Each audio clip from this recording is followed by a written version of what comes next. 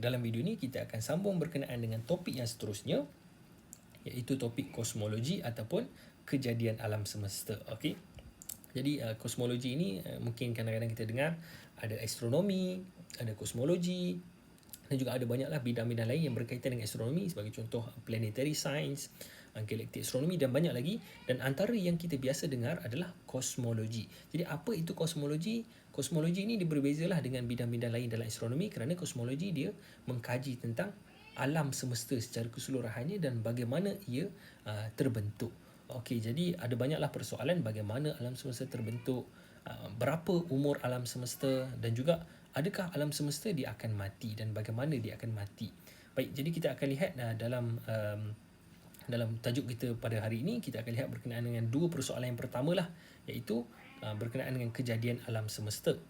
Jadi alam semesta kita percaya bahawa dia berasal daripada satu titik yang mana dia mengandungi segala-galanya dalam titik tersebut, ataupun kita sebut sebagai singularity. Dalam bahasa Inggeris disebut sebagai singularity ataupun titik kesingularan ataupun ketunggalan, yang mana keseluruhan alam semesta yang kita lihat pada hari ini, bintang-bintang, galaksi, semua yang ada asalnya adalah daripada satu titik kesingularan. Daripada singularity, yang mana titik ini kemudian dia mengembang.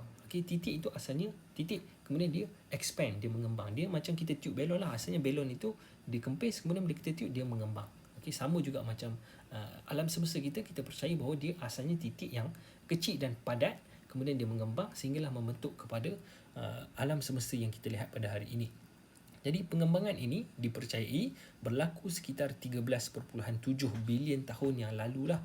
Jadi dan dia masih lagi mengembang pada hari ini. Maksudnya dulu 13.7 bilion tahun lalu titik itu dia mula mengembang.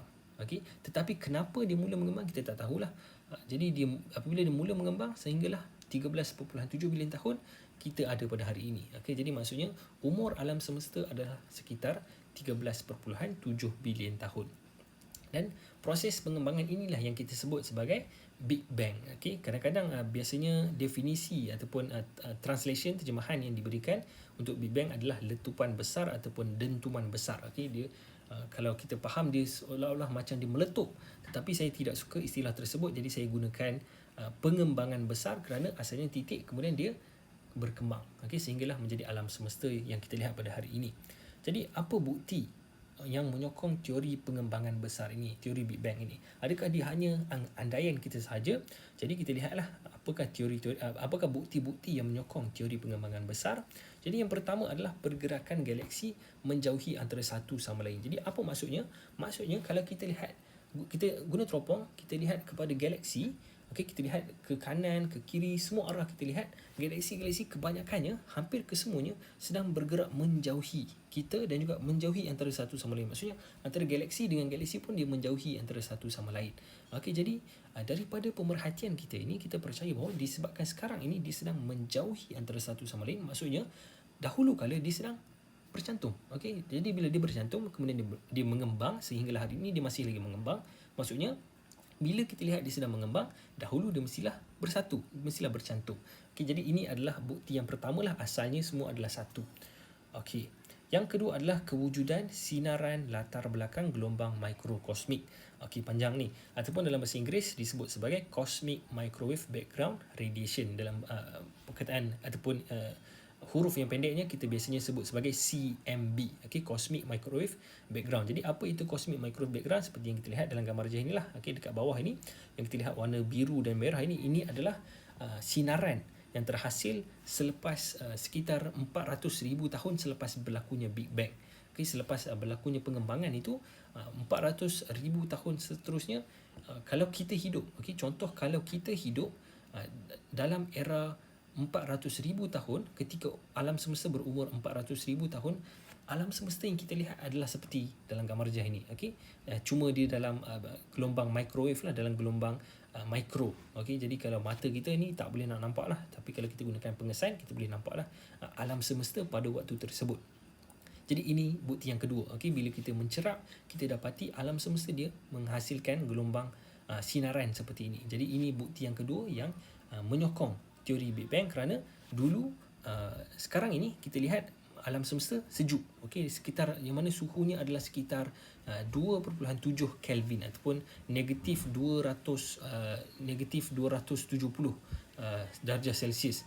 Jadi sekarang ini dia sejuk kerana semua atom ni jauh antara satu sama lain, banyak ruangan kosong. Tetapi dulu dia mampat, okey, dan juga dia banyaklah pelanggaran antara atom-atom yang membentuk galaksi kita pada hari ini. Jadi bila berlaku banyaknya pelanggaran, maka akan terhasillah haba, okey, ataupun terhasillah suhu yang mana dulu suhunya lebih panas daripada hari ini. Jadi suhu yang panas dia akan menghasilkan gelombang-gelombang yang seperti inilah gelombang microwave background radiation ataupun gelombang mikro yang kita boleh kesan sehingga hari ini kita masih boleh kesan lagi lah menggunakan teleskop mikro. Okey, seperti contoh dalam gambar ini dia adalah menggunakan teleskop Planck, PLANCK. Baik. Jadi ini yang kedua. Yang seterusnya adalah kebanyakan unsur bintang, debu dan gas adalah unsur hidrogen dan helium. Jadi ini juga adalah contoh lagi lah ataupun bukti yang menyokong teori Big Bang kerana dulu asalnya semua adalah titik. Okey, yang mana titik ini dia zarah itu ketika itu dia tidak ada unsur-unsur yang berat. Okey, jadi bila dia mengembang, bintang-bintang semua berasal daripada unsur yang paling ringan iaitu hidrogen dan juga helium. Okey, yang paling ringan sekali adalah hidrogen lah, kemudian diikuti oleh helium. Jadi bila kita lihat banyak ataupun majoritinya adalah hidrogen dan helium, maksudnya kenapa, contoh persoalan kita tanya, kenapa tidak wujud unsur-unsur yang lebih berat dan juga yang lebih banyak. Okay, unsur berat ni sebagai contoh macam karbon, oksigen, neon dan sebagainya. Jadi kenapa tidak banyak kelihatan? Okay, kenapa alam semesta ini dipenuhi oleh hidrogen dan helium? Jadi jawapannya adalah kerana suatu ketika dahulu unsur-unsur ini tidak wujud. Okay, dan bila berlakunya pengembangan besar, terhasillah bintang. Jadi bintang inilah yang menghasilkan unsur-unsur yang lebih berat. Okey, jadi apa yang pemerhatian kita tentang unsur bintang ini juga menyokong teori pengembangan besar. Baik. Jadi setakat itu sajalah untuk video ini. Untuk video yang seterusnya kita nak habis dah. Kita akan lihat berkenaan dengan persoalan-persoalan astronomi yang masih lagi belum terjawab dan juga ada banyak lagi lah persoalan yang kita masih belum tahu sehingga hari ini. Jadi setakat itu saja. Kalau ada apa-apa soalan boleh tuliskan di ruangan komen di bawah. Jangan lupa untuk like dan subscribe untuk lihat video yang seterusnya.